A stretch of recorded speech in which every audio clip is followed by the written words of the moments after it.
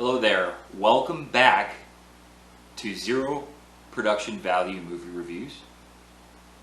I'm Eric Hoernke, and today I'm going to be discussing the 2011 film Harry Potter and the Deathly Hallows Part 2, directed by David Yates.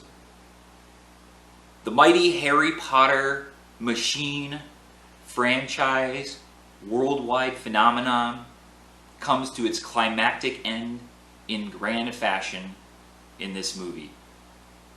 7 books in the making, 8 films in the making, something over 10 years. We watch these kids go from wee bairns to adults in full. We watch them grow up. We've seen characters come, characters go. Beloved characters die. Some evil ones die. There's an epic battle of Hogwarts that takes up predominantly the entire second half of the film and concludes with the equally epic confrontation between Voldemoort and Harry Potter that has been brewing essentially the entire series, but more importantly since the end of Goblet of Fire when Voldemort returned to the world. This film has some of the truly most memorable scenes in the entire franchise, as well as callbacks to characters, as well as callbacks to earlier films. Chamber of Secrets being the most specific, as they go back and utilize the climax of that film in order to help them in this film. That was kind of a pretty intelligent thing and fun to see. I do want to give the writers, and specifically J.K. Rowling, credit here. Like, I've read some ridiculously epic book series where they didn't kill near as many of the good guys as they did here. Like, while not exactly scorched earth, we lose a lot of characters that we have come to know and love. Now, they didn't go so far as to kill one of the 3 primary characters. That's just, maybe a bridge too far, shall we say. But still, I give them complete credit for making some of those gutsy decisions. So as this is a direct sequel to not even a direct sequel to the previous movie, this is really just a continuation of that, as it is basically a 4.5, 5-hour movie in full. So Harry, Ron, and Hermione are still hunting these remaining Horcruxes. They managed to, I think, just basically do one. They spent pretty much the entire last movie doing one. And if you remember, it ended very tragically with Dobby's death, and that's kind of where they were. So the next Horcrux leads them to Bellatrix Lestrange's vault at Gringotts Bank, which gives them another chance to, break into a bank. They use, I gotta admit, like, the Polyjuice Potion throughout this series is kind of a crutch. They use that so much to do so many things. Once again, though, they're on this sort of break-in mission to find this Horcrux that they need. And it leads to one of the more epic series from the films, and one that I really remembered very well from the book, which was the escape from Gringotts on the back of a huge white dragon. So that was really fun to see. Then their chase leads them to Hogwarts, and here it becomes very interesting because while Ron, Harry, and Hermione have been all kind of running around gallivanting, there's been a lot of the people that we know who they returned to Hogwarts to go to school and been living under the Voldemort oppression, as Voldemort's minions now control the school in the form of Snape. They control the Ministry of Magic. So, and the Dumbledore's army, which is kind of the Hogwarts faction of the Order of the Phoenix that they set up back in that movie, has really been kind of fighting the good fight without their leaders present. Neville Longbottom seems to have really stepped up and kind of taken on a leadership role, and Harry comes back and they're all like, all right, this is going to be the triumphant return and the time has come. And with Harry's return also comes the Order of the Phoenix, and we get this reverting of control of the school back to the side of good in the form of McGonagall, Harry, Order of the Phoenix, etc. And Snape flees. And then this sets up, like I said, this final battle where Harry's still got to hunt this Horcrux, and everybody else kind of needs to fight and fend off the forces of darkness until he can find these Horcruxes and essentially make Voldemort vulnerable. In this too, we get the end and the final reveal of one of the best story arcs, which is that of Severus Snape.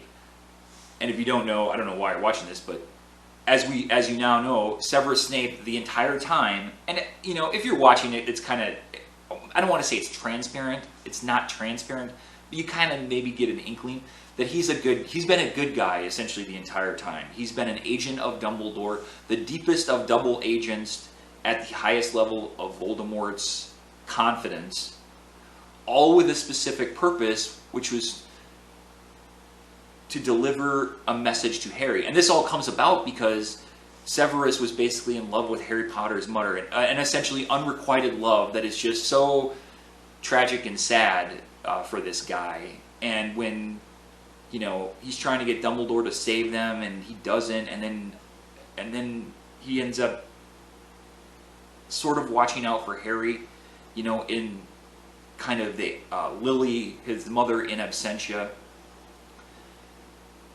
And essentially, Voldemort kills Snape, and then Harry gets these memories, like we saw before with Dumbledore, where he's able to go and see these memories, and it gets communicated to him all this that Snape has been leading up to Snape, all this that has been leading up to the reveal that, so Harry's entire fame is based on the fact that Voldemort couldn't kill him, that he threw this curse at him and it rebounded, whatever, and he was the boy who lived.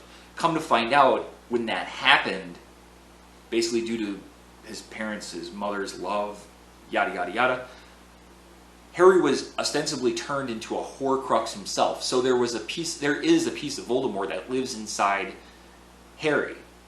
And in order for this piece to be destroyed, Harry must die. And this is the final kind of reveal and the final cap on the Snape story arc that Harry realizes. And so he embraces this when he confronts Voldemort, and he allows Voldemort to kill him.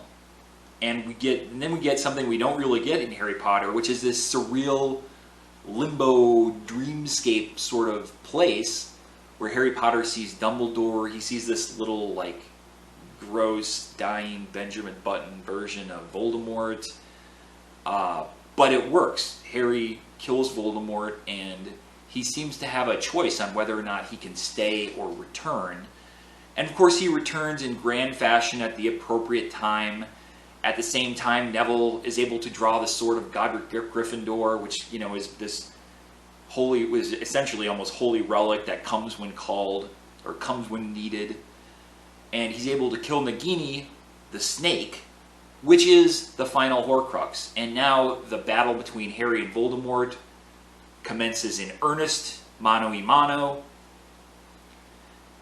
And the crux of that battle ends up becoming the Elder Wand, which is a little bit convoluted, and Harry actually has to explain it after the fight, because you really don't get what happened unless you're really paying attention, which is that, and we didn't really know this before, but we kind of learned this here towards the end, which is that if a wizard disarms another wizard, then the wand of the disarmed wizard kind of becomes beholden, or kind of recognizes the new wizard as its master, right? Which is why Dumbledore killed Snape so viciously, because he thought Snape disarmed the Elder Wand from its previous owner, Dumbledore, when in fact that was not true.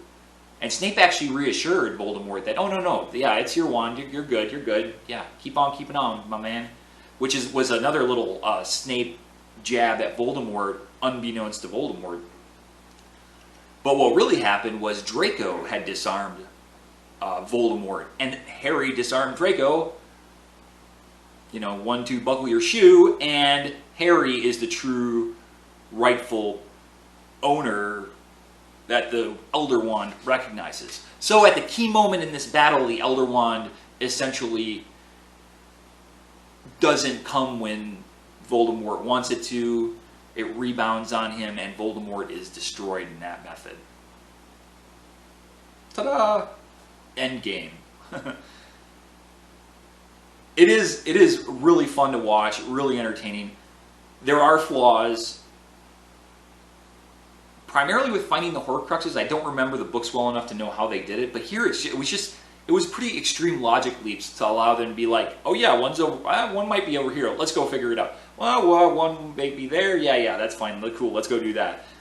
It was very like just sort of the plot required them to find them, so they found them. It wasn't really good writing, at least as far as the film was concerned, how they communicated, how they found these things. I will buy that once Harry was near, he could sense them, but as far as just locating and finding them, that was a bit off, a bridge too far. Have I used that already? I don't know. I mean, that's my phrase of the day. Another one was the Deathly Hallows as a whole. For it being the name of the book, the name of the final two movies, you know, in the Deathly Hallows, as we learn, represented by the Elder Wand, the Invisibility Cloak, and the Resurrection Stone, they really didn't do anything. Like, we get the backstory on them, and we think, oh, this is going to be something. And obviously the Elder Wand came greatly into play. The Resurrection Stone was finally revealed to had been given to Harry by Dumbledore, and he kind of used it as a morale boost to see his dead parents and Sirius and stuff, but it didn't really do anything beyond that. And then the Invisibility Cloak wasn't really a thing at all, and they never all came together to do anything. And Voldemort never really seemed to be pushing them. All he wanted was the Elder Wand. It's a very odd, just, you think it's going to be something because it's the title of the dang book in the movie, and it really just isn't.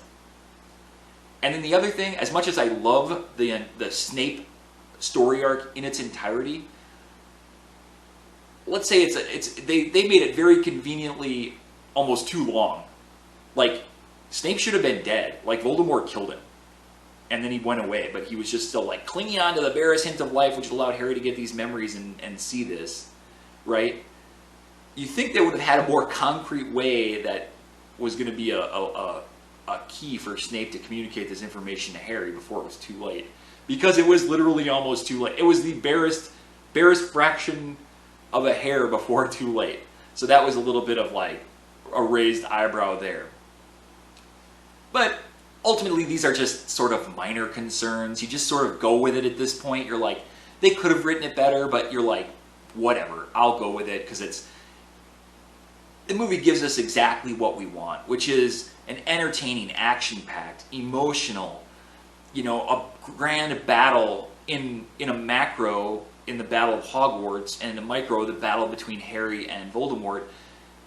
And all of that worthy of the climax of the books, climax of this series, an ending worthy of this long journey we have taken to see these kids go from the, you know, bright-eyed, bushy-tailed to these not exactly jaded, but been through some stuff adults, you know, and then a nice little, you know, tack on the end with them seeing their kids off to Hogwarts as they have aged up. So, all in all, like a brilliant ending. Not without flaws, but so much fun and so entertaining that by this point, you know, who really cares? So for all that, I am going to give Harry Potter and the Deathly Hallows Part 2, directed by David Yates, a B+. I love you. I appreciate you. Thanks for watching my movie review. I enjoyed making it. As always, I am Eric Hoernke, and that rhymes with turnkey. Like, subscribe, leave some comments if you want to start a dialogue. I will read them. But none of you leave them, so, whatever. As always, this has been a production of Zero Value. Thanks for watching.